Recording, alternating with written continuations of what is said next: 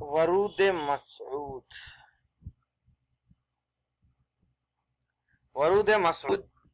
دوڑ پیچھے کی طرف ایک گردش ایام تو، پہلا باب خاندان وطن ولایت بچپن۔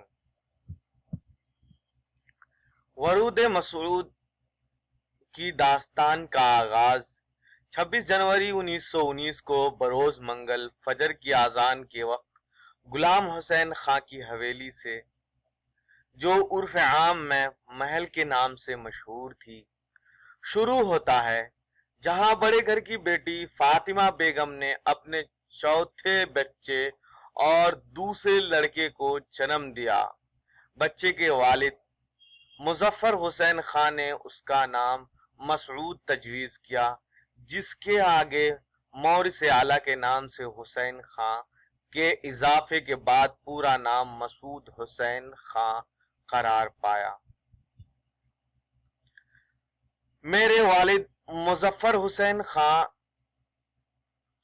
چھٹی پیڑھی میں حسین خاں کی نسل سے تھے جو قائم گنج ضلع فرخ آباد یو پی میں اپنی درویش مفتی اور علمیت کی وجہ سے مداح خان اور مداح خان احمد بڑے استاد کے لقب سے مشہور تھے۔ وہ 1715 عیسوی کے لگ بھگ اپنے تمام بھائی حسین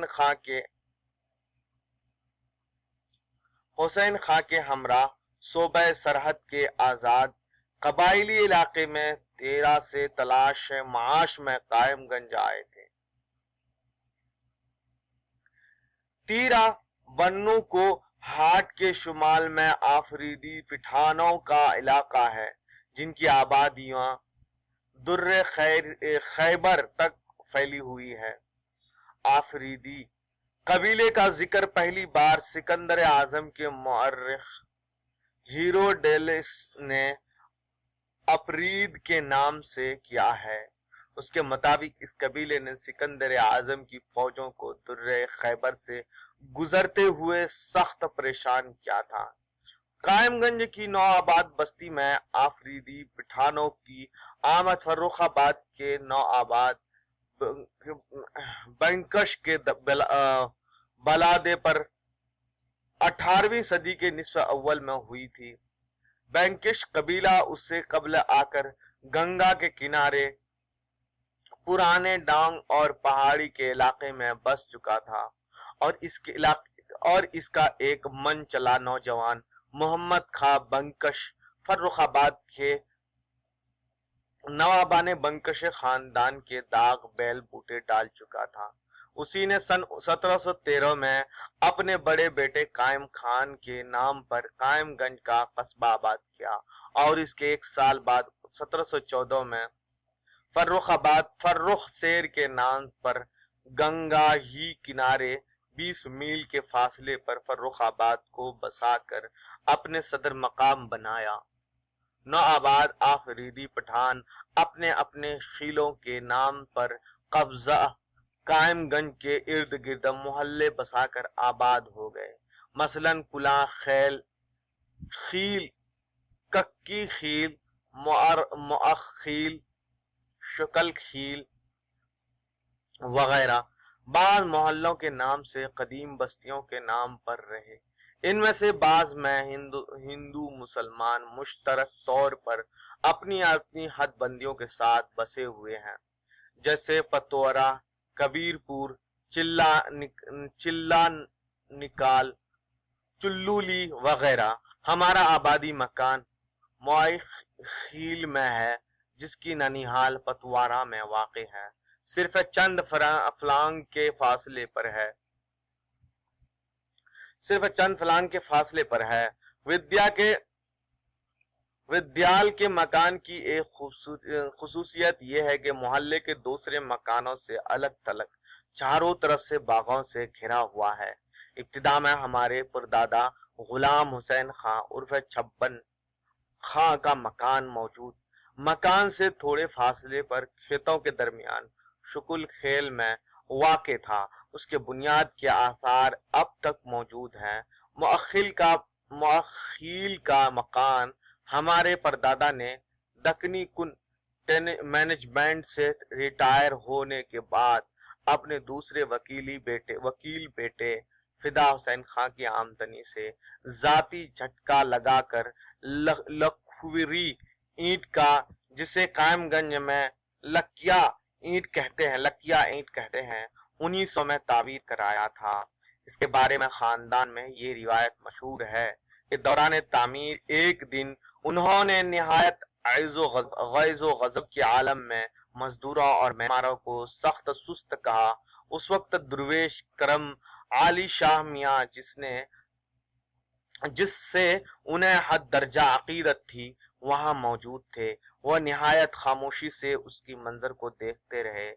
जब छब्बन खां का गुस्सा, जिसके लिए वो सारे कायमगंज में मशहूर थे, फर्द हो गया तो उन्होंने उंगली के इशारे से अपने पास बुलाकर कहा, छब्बन, अगर तुम चाहते हो कि तुम्हारी तामीर करदा नया मकान आबाद रहे, तो तुम्हें आज की नियाज़ो बया हरकत का कफारा देना होगा, और वो ये है कि तामीर का काम फौरन बंद कर दो और मेरा रक़्आ ने लेकर फुला साधु के पास मथुरा चले जाओ। वहां 40 रोज तक अपने मेठ में वो जो खिदमत तुमसे ले, उससे खुश दिली के साथ अंजाम दो। चुनांचे गुलाम हुसैन खान ने अपने मुर्शिद की हिदायत पर अमल किया। तामीर का काम बंद हो गया और मुख्तसर ज़ादे राह के साथ मथुरा के लिए चल पड़े। करम अली शाह मियाँ की सुन्नत दोस्त ने उनसे 40 रोज तक 4 दबे कशी की खिदमत ली।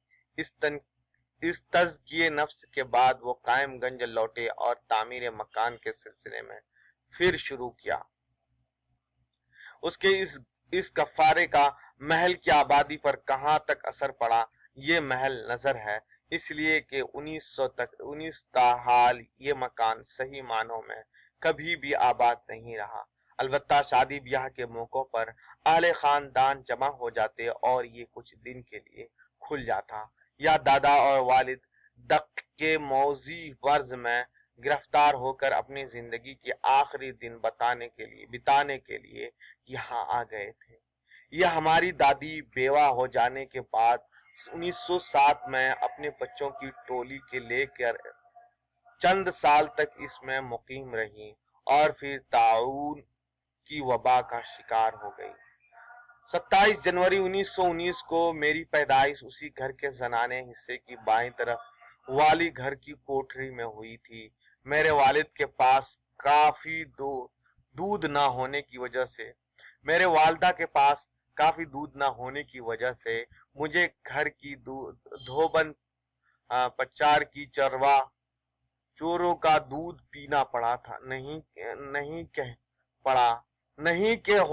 कह सकता कि उसका असर मेरी शख्सियत पर क्या पड़ा, गालिबन कुछ भी नहीं। अलबत्ता मेरी आमदनी पर यह असर जरूर पड़ा कि मेरे सरोकार हो जाने के बाद हमेशा मुझसे अपना हक लेती रही और मुसलमान माँ की रिवायत के मुताबिक मुझे ये धमकी देती रही कि अगर मैं उसका हक नहीं दूंगा तो वो मुझे दूध नहीं बख्शेगी। आज जो उनमें अपने नवासों और नवासियों के दूध के लिए हाफजा सेहत की जिस इंतजाम और एहतमाम को देखता हूँ, तो ताज्जुब होता है कि हमने अपने आयद तिफली को जीते जागते कैसे पार कर लिया। मैंने तो धोबन ही का दूध पिया था, मेरे मंझले मामू को तो गधी का दूध पीना पड़ा था। उस वक्त मेरी वालिद मुस्लिम यूनिवर्सिटी अलीगढ़ से BA LLB करने के बाद रियासत हैदराबाद के जिला वरंगल में महकमा अदालत में मजिस्ट्रेट के ओहदे पर फाइज होती। अभी मुलाजिमत के 3 साल की मद्दत नहीं गुजरी थी कि देखते खानदानी मरीज ने घेर लिया। उनकी जिंदगी के आखिरी साल मरीजुल मौत में गिरफ्तार उस मकान में गुजारे जहां उन्होंने अप्रैल 1921 में सिर्फ 27 साल की उम्र में इंतकाल किया। اس وقت میری عمر 2 سال 2 مہینے کی تھی۔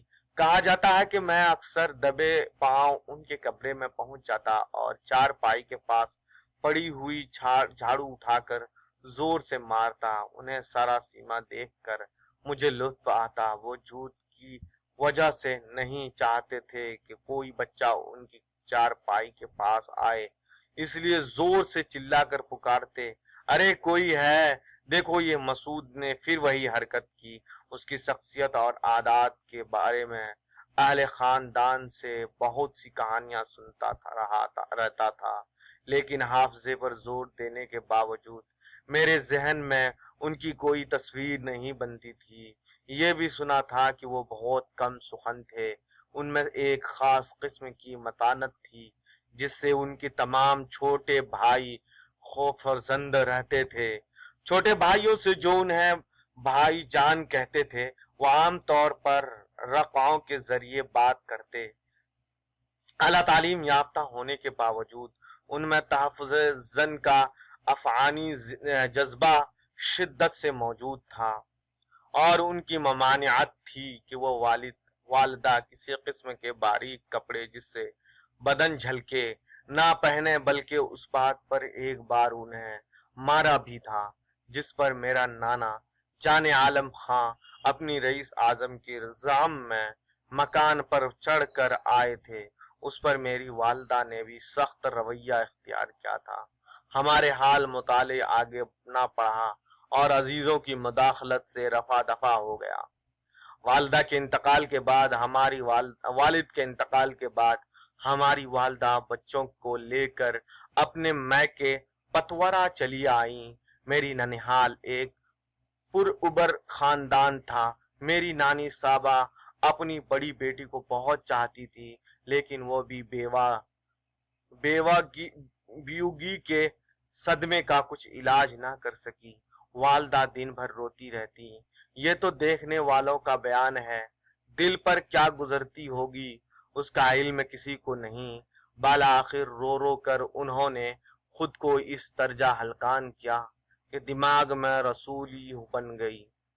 سال بھر تک میری نانی صاحبہ انہیں فتح گڑھی اور لکھنؤ پر ہر جگہ علاج کے خاطر لے گئی، لیکن ہونی انہونی نہ ہو سکی۔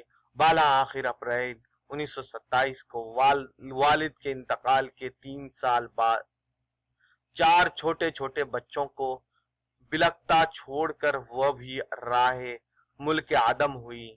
میں اس وقت 5 برس 2 مہینے کا تھا۔ اس کے کل 5 اولادیں ہوئیں: امتیاز بخش خاں، ختیجہ بیگم، عرافیہ بیگم، مسعود حسین خاں اور شاہد حسین خاں۔ رقیہ کا انتقال اس کے سامنے بچپن میں ہو گیا تھا۔ شاہد والد کے انتقال کے بعد پیدا ہوا اور والدہ کے انتقال سے کچھ ہی عرصے کے بعد 1.5 سال کا ہو کر اپنی انا کی ہڑک میں جو اسے چھوڑ کر چلی گئی تھی، وہ جسے وہ اپنی ماں سمجھتا تھا، روتا رلاتا گزر گیا۔ میرے حافظے میں ان کی موت کا منظر محفوظ رہ گیا ہے۔ ننیحال کے زمانے میں چھجے کے نیچے ایک چارپائی پر اس کی ننھی سی لاش رکھی ہوئی تھی۔ وہ خاندان کی عورتیں ان کے نزدیک بینوں پکا کر رہی تھی۔ بار بار میری والدہ فاطمہ کا نام لیا جا رہا تھا۔ اس منظر کو دیکھ کر میں ایسا مبہوت ہو کھڑا ہوا تھا گویا میں خود مر گیا ہوں۔ اس طرح مظفر حسین خاں اور فاطمہ بیگم کی اولاد کا سلسلہ 3 بچوں سے چلا: امتیاز حسین خاں، ختیجہ بیگم، مسعود حسین خاں۔ امتیاز حسین خاں جنہیں میں قائم گنج کی زبان میں ادا کہتا تھا، عثمانیہ یونیورسٹی میں پہلے صدر شعبہ کا کامرس اور بعد کو پرنسپل سکندر آباد کالج کے عہدے تک پہنچے۔ ملازمت ہی کے دوران مارچ 1966 میں حرکت قلب بند ہو جانے کی وجہ سے انتقال کیا۔ میری اور ان کی عمر کے درمیان تقریباً 7 سال کا فرق تھا، اس لیے میرے اور ان کے مابین بڑے اور چھوٹے بھائی کی دوری کا رشتہ قائم رہا، دوستی کا نہیں۔ بڑی محبت اور مروت کے انسان تھے۔ میری بیوی کا خیال ہے کہ ان سے زیادہ نیک انسان ہمارے